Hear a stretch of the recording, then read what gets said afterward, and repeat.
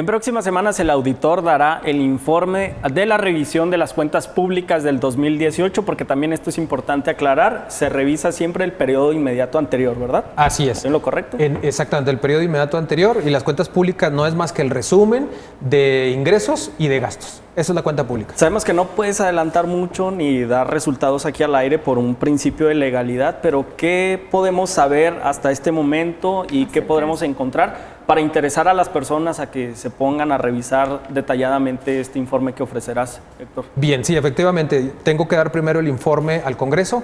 En el momento en que notifico al Congreso, el informe se vuelve público y lo subimos a la página tal y cual se lo enviamos al Congreso, solamente con datos personales que puedan venir, los borramos.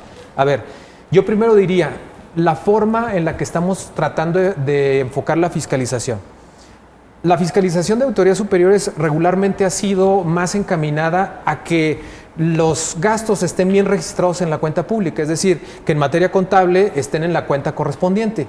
Y eso es importante por cuestión de orden, pero me parece que no es lo que la gente y la ciudadanía está pidiendo. Lo que está pidiendo es, a ver, checa que lo que yo di en impuestos se me esté regresando como servicios. Y entonces, el enfoque que le estamos dando es, los programas sociales estamos yendo a ver si están llegándole a los beneficiarios, tanto municipales como del Estado. Y en términos generales, sin decir a qué ente, a qué municipio o estado o área del Estado corresponden, sí estamos detectando programas sociales sin reglas, estamos detectando el beneficio que no le llegó al beneficiario, y hicimos visitas, un grupo de visitas muy extensivas en todo el estado, de irle a preguntar directamente, ¿usted recibió el cheque tal, por tal cantidad? Levantamos un acta y hay donde nos dicen sí lo recibí, otros donde nos dicen no lo recibimos. Otro dato interesante es, estamos revisando que las empresas que se están contratando por parte del gobierno, de los gobiernos municipales o estatal, estén cumpliendo para lo que fueron contratados. Es decir, por ejemplo, si fueron contratados para dar servicios públicos, que se dan a través en muchas ocasiones de empresas privadas, pues iba a ir a verificar que el número de personas, de empleados que dijiste que me ibas a poner a disposición del municipio existan, que el rol de actividades que tenías que cumplir haya sido cumplido, ¿sí? Y que la extensión o la actividad específica que tenías que reportarme haya un proceso de verificación y que realmente se esté verificando. Entonces, esto es lo que yo he llamado como una auditoría con carácter más social. Desde todas las áreas del gobierno podemos empujar algo que vaya en beneficio directo al ciudadano. Y yo creo que la auditoría lo mejor que puede hacer es eso. Claro. Totalmente. Cualquier persona puede acercarse ahorita a la auditoría y decir, oye, pues yo aparecí en esta lista de beneficiario en que aparece en transparencia, pero pues a mí no me llega nada. ¿Pueden llegar directamente a la auditoría, levantar una queja, una denuncia? Sí, de hecho, con la gran reforma al Sistema Nacional Anticorrupción, la auditoría se le dieron atribuciones que la ley de fiscalización debería ya de contener, entre ellas hacer revisiones en tiempo real, hacer revisiones más allá del periodo inmediato anterior y atender quejas y denuncias. Entonces, realmente ya tenemos una actividad mucho más amplia. Que incluso en la página web de la Auditoría Superior se pueden meter y ahí hay un apartado. No es que le esté dando publicidad, pero es que lo vi en la mañana y me di cuenta. Muy buena sección. Se pudo hacer su tarea. Héctor, ¿notas resistencia en los gobiernos municipales, del gobierno estatal a la hora de las revisiones o qué te reportan? Noto resistencias personales, pero no institucionales. Es decir, de los que vamos a auditar hay siempre en muchas ocasiones hay una actitud de tratar de buscar la manera de no darte toda la información más la que tú mínimamente necesites. O sea, no hay una actitud de mostrar toda la información con el propósito de convencernos de que las cosas funcionan bien. Pero repito, de manera personal, no institucional. ¿Cuál es la diferencia? Que yo no veo un alcalde que haya dado instrucciones para que no se nos atienda. Ni veo tampoco a secretarios de gobierno del Estado o al gobernador en esa actitud. Eso sí sería grave. Sería muy grave. Que existe ese desprecio institucional. Una pregunta muy básica, ¿y al auditor quién lo audita? A ver, nosotros estamos proponiendo lo siguiente. Primero, debería haber un órgano interno de control en el Congreso que yo mismo he propuesto. El Congreso, o mejor dicho, una parte del Congreso está proponiendo una comisión de diputados que me vigile y que me pueda iniciar procedimientos. Y yo lo que les he dicho, ustedes lo que quieren es trasladar la fiscalización política de los municipios al auditor. Y me parece que no eso es correcto. Y yo, inclusive, hicimos una propuesta a nivel nacional de una nueva ley general de fiscalización y he propuesto dos cosas. Uno, que tengamos un órgano interno de control, o dos, que el Congreso contrate a un despacho externo de reconocimiento nacional, ¿sí?, para que audite a la Auditoría Superior del Estado. Así es. En la Auditoría Superior de la Federación hay un órgano de control. Si no me hay equivoco, un órgano ¿verdad? interno de control, así es. Sí, y hay una por unidad. Diputados. Sí, nada más que hay que hacer una comparación entre cómo está la Federación y cómo está el Estado. No hay ningún Estado de la República donde el auditor no tenga, mejor dicho, un órgano como el de la Federación. ¿Por qué? Porque en la Federación se ha llegado a una evolución institucional tan alta que esta unidad cumple una actividad técnica, ¿sí? Los diputados respetan esa unidad. A nivel estados siempre existe una intencionalidad de mantener controlado políticamente al auditor. Porque el riesgo es ambivalente. Aclarando, el auditor no tiene fuero.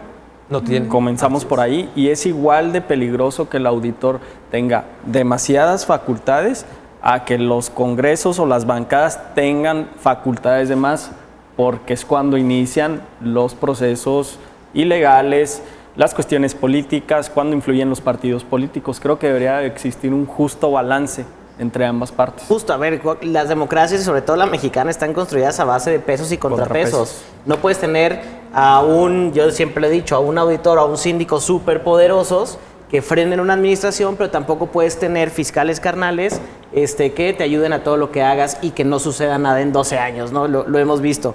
Y este sistema creo que hay que cambiarlo. Obviamente la auditoría siempre será un organismo técnico del Congreso, pero sí necesita tener autonomía en cuestión de decisión sobre qué sucede con un expediente, que si claramente es un delito, porque aquí hay un robo intencional o hay un peculado, pues se vaya directamente a la Fiscalía y no a que decidan políticamente qué suceda con esos casos. Entonces yo sí creo que esto debe de evolucionar a esto, que ya hay 31 estados que evolucionaron excepto Chihuahua, y creo que es importante pues que todos tengan esta visión, ¿no? Y que no sea un proteccionismo, sino un cómo mejoramos el servicio público realmente y que cada quien haga la chamba que le corresponde para volver a ganar la confianza de la gente. Porque ahorita tú preguntabas, oye, ¿quién revisa el que revisa? Y al rato va a ser quién revisa el que revisa el que revisa. Sí. El tema es, si empezamos a hacer la chamba institucional correcta, la confianza va a volver y el servicio público se va a acotar a lo que nos corresponde a cada quien. Cabe aclarar que en la Ley de Auditoría Superior del Estado hay arábigos que contemplan sanciones pecuniarias e incluso penales contra el auditor, ¿no? Así es. Bueno, yo he explicado cuál es la diferencia de que el auditor determine cuándo proceder y cuándo no proceder o que lo hagan los diputados. Pues hay una gran diferencia. Los diputados pueden votar mayoritariamente y no tiene ninguna repercusión, más que de carácter quizás social, de reclamo social, pero legal no. El auditor si lo hace, tiene consecuencias legales que pueden ser administrativas o penales. La solución de quién vigila al policía, ¿sí? O sea, ¿quién vigila al policía? El policía siempre tiene que terminar en que tiene que ser un órgano técnico. Cuando metemos a la política en la revisión de cómo los políticos gastan el recurso, partimos de un principio malo, que no es adecuado para ningún sistema en el mundo. Yo creo que... Iba a decir no sé cómo llamarlo exactamente, pero estábamos platicando un día con Eduardo Bojorquez de Transparencia Mexicana. Decía, es que a ver, la política es como la lucha libre. Están los ciudadanos sentados viendo que se golpean, se agarran, etcétera. Pero hay un problema, ellos saben exactamente qué va a pasar y cómo va a pasar y saben qué llave va a ganar cada quien, incluso los rounds, cómo se va a ganar cada quien. Pero en cuanto le metes un tercer luchador, que es la sociedad o un organismo técnico, deshaces la lucha planeada y se convierte esto en empiécense a cuidar todos. ¿Por qué? Porque ya la lucha no es igual. Creo que eso es bien importante en esto y me pareció totalmente cierto, ¿no? Comparado con la lucha libre.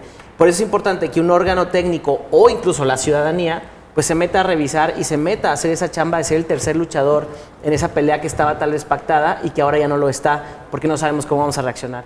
Eso es la importancia de los pesos y los contrapesos. Claro. Porque si no, este juego se convierte en un espectáculo que no le conviene a nadie. Y ya vimos lo que pasó aquí en Chihuahua. Y sabes Y algo, que- yo creo que también es importante como el tema de concientizar al aparato gubernamental o a quienes están dentro de la función pública, porque muchas veces parte de lo que sucedió en el sexenio pasado es, y creo que ha sido de los errores más grandes que se ha tenido, es la parte de las omisiones. Y creo que a veces cuando tú tienes una omisión, a veces pudiera ser incluso igual de, el pecado puede ser igual que el mismo que lo cometió, ¿no? Entonces, en el momento en el que, por ejemplo, yo soy funcionaria pública y estoy viendo que se está generando una serie de irregularidades que sé que no están bien, ¿a dónde puedo ir o con quién me puedo acercar para poder plasmar esto en una denuncia o en alguna notificación que explique de qué consiste y que, bueno, ya ustedes puedan entrar al quite ya con toda la fuerza que ustedes tienen,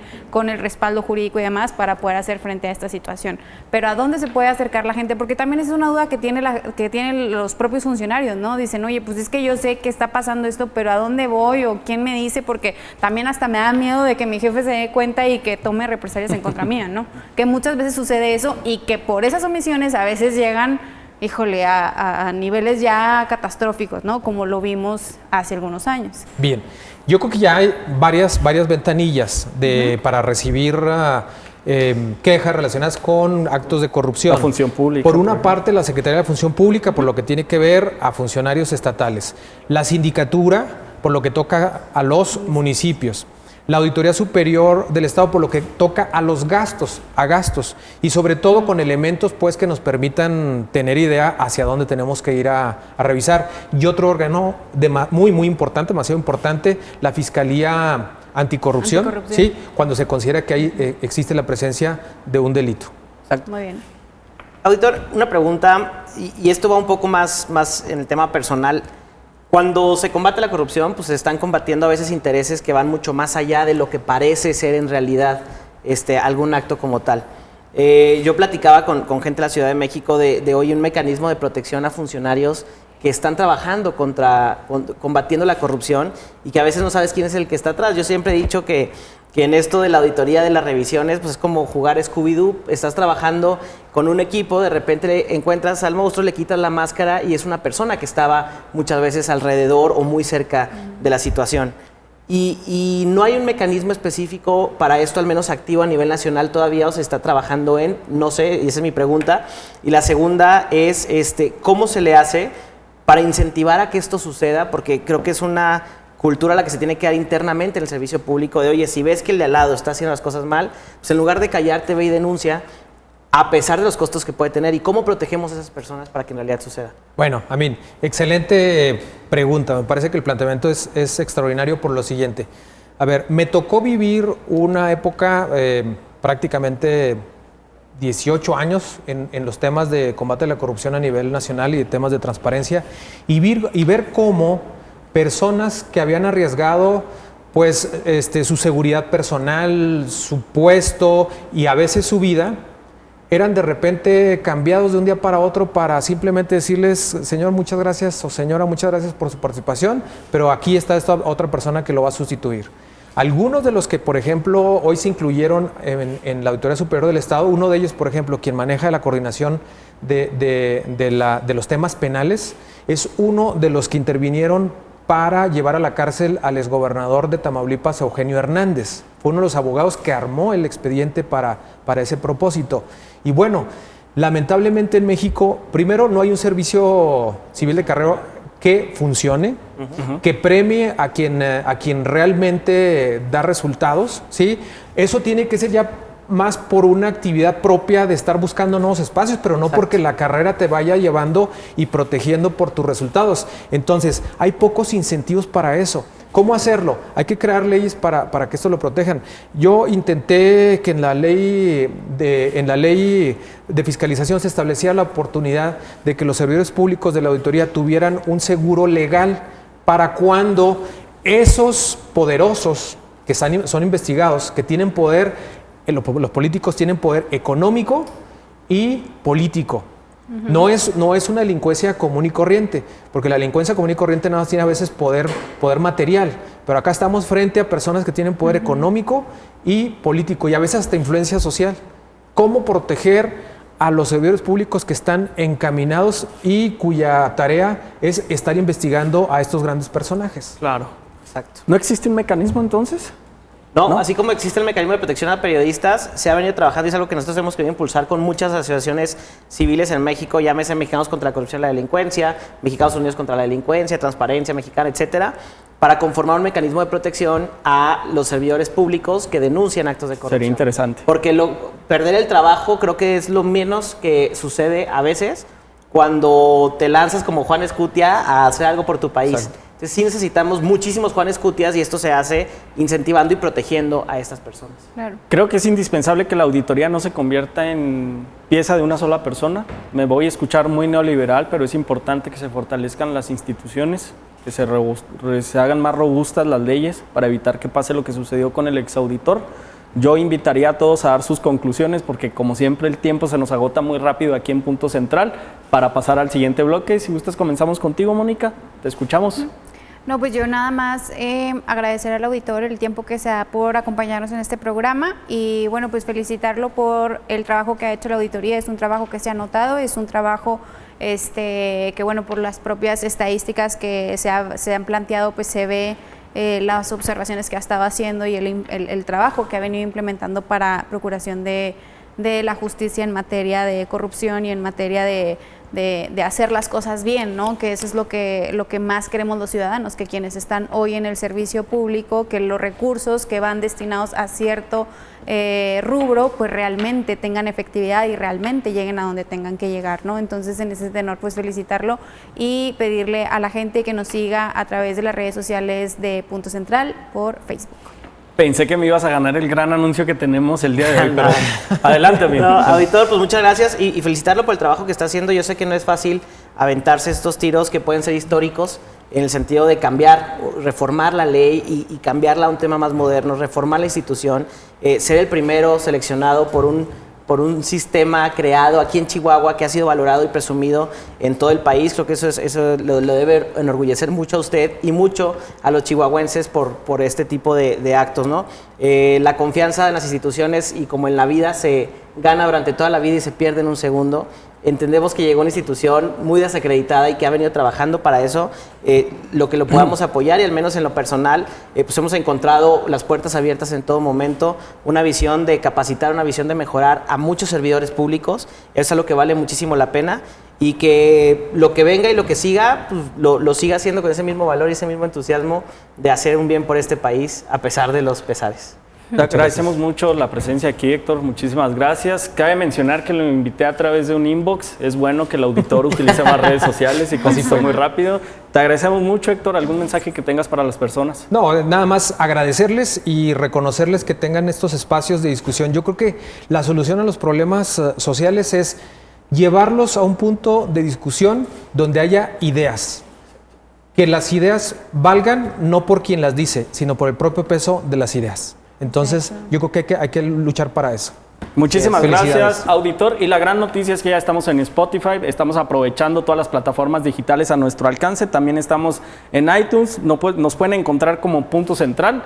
Ya a partir de la próxima edición les pasaremos aquí un pequeño link y un cintillo para que nos puedan escuchar cuando van al trabajo, cuando se despierten. Sería bueno que utilizaran estas plataformas. Vamos a un corte, regresamos. Auditor, muchísimas gracias por venir a Punto Central. Un corte y volvemos. Muchas gracias.